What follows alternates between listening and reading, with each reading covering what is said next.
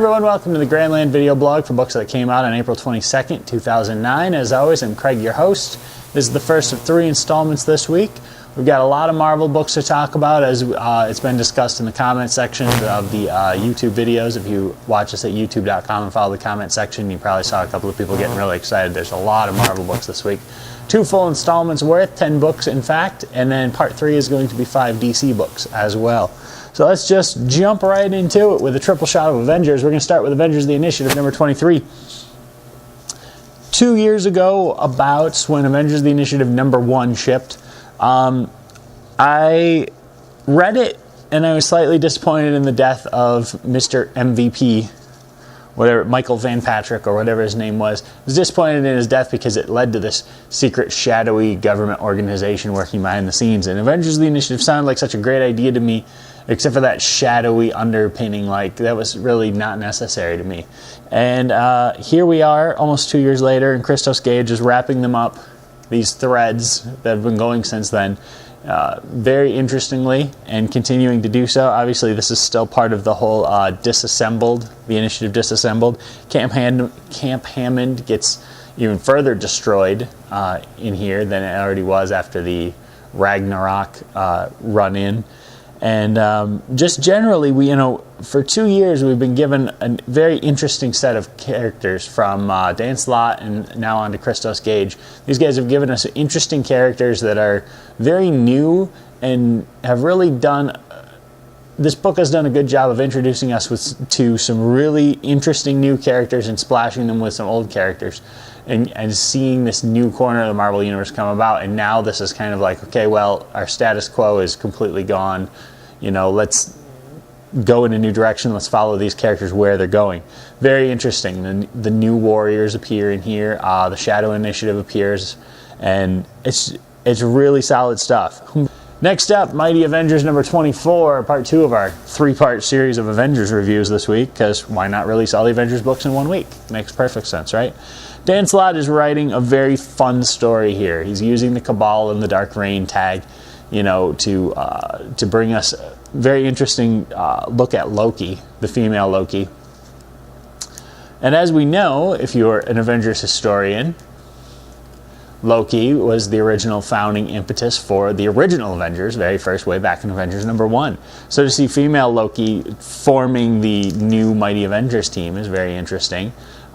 He's got a great, fun, classic team. U.S. Agent, Scarlet Witch, Hank Pym, and then he's using the Young Avengers as well. So this is definitely a very solid book.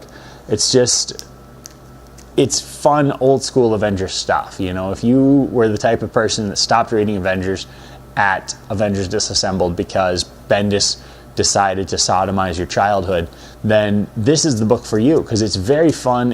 It obviously pays homage to years of Avengers continuity, pre-Disassembled, talking about the teams. They even go to like the West Coast compound, which blew my mind, but it's big scale, globe trotting, but at the same time it still has that Avengers heart. It's the Avengers that I remember growing up with in the 80s and 90s, and that's definitely the quality of this book right there. On the flip side, if you like Bendis and assembled or disassembled Avengers, like New Avengers, you'll love New Avengers number 52.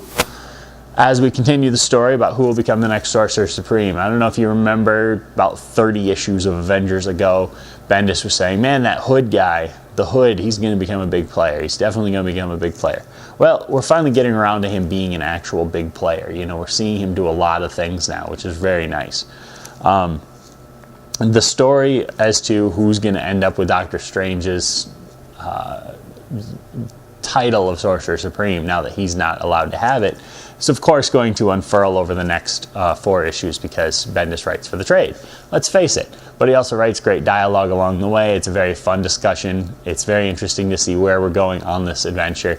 It's a fun team if you like Spider-Man on the Avengers, if you like Wolverine on the Avengers, if you like that new Avengers team, this is the book for you, as opposed to, if you like the 80s or the 90s, go back to the Mighty Avengers. If you like the new unknown characters that have very loose ties to the Avengers title, read Avengers The Initiative. If you like Thunderbolts, read Dark Avengers.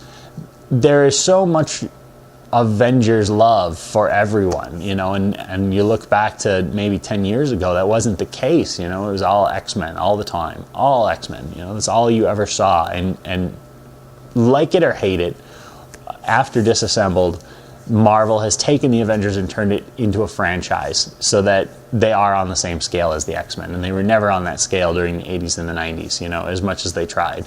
It's definitely in a new era, and it's a great era. It's a lot of really good comics out there.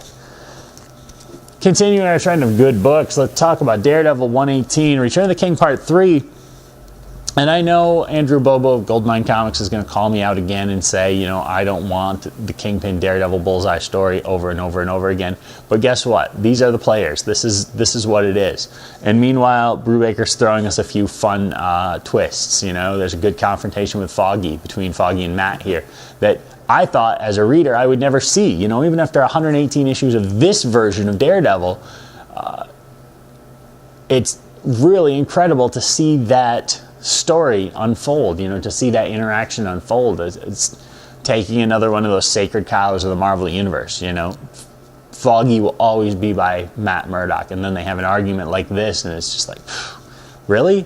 You know, or just see Daredevil working with Kingpin, which is obviously the crux of the Return of the King story. Just see the Owl, you know, this is a plot line that's been going on for so long, building up the Owl from all the stuff that he's done, you know, and all these incidental appearances. That's how you pay off a long-term story.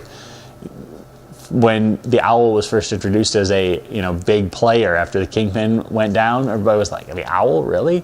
But now, you know, he actually means something to Hell's Kitchen. He had an empire, you know, and he wants to take it back. And that's part of this continuing story. The Hand's there, you know, to pay homage to the past, to go back and say, look, you know, we're going to tell a story, we're going to use the Hand, we're going to use Kingpin, we can't use Bullseye as off limits, so we've got Lady Bullseye instead. You know, we've got Dakota North, we've got the Owl, we've got all these new elements as well, clashing with the old, creating a new spin, but not just taking Daredevil out and putting him, you know, running through Nebraska. You know, Daredevil in Nebraska is not Daredevil. It's new and exciting, and it's not Kingpin and it's not Bullseye, but it's not Daredevil. This is Daredevil with a new twist, a new spin. It's a very exciting story to see where Brubaker is going to leave. And I'm drawing a blank, and you're all going to have to shoot me because I totally drew a blank on who's following Brubaker, and I know I shouldn't have done that. That was bad. Andy Diggle, yes. Whew. Good thing I saved myself. So yeah, it's very interesting to see where Brubaker's going to leave Diggle, because I've heard great things about what's coming up. Last for this installment, Hulk number 11. I wasn't going to read it, but it's been selling really well, and I figured, what's the harm?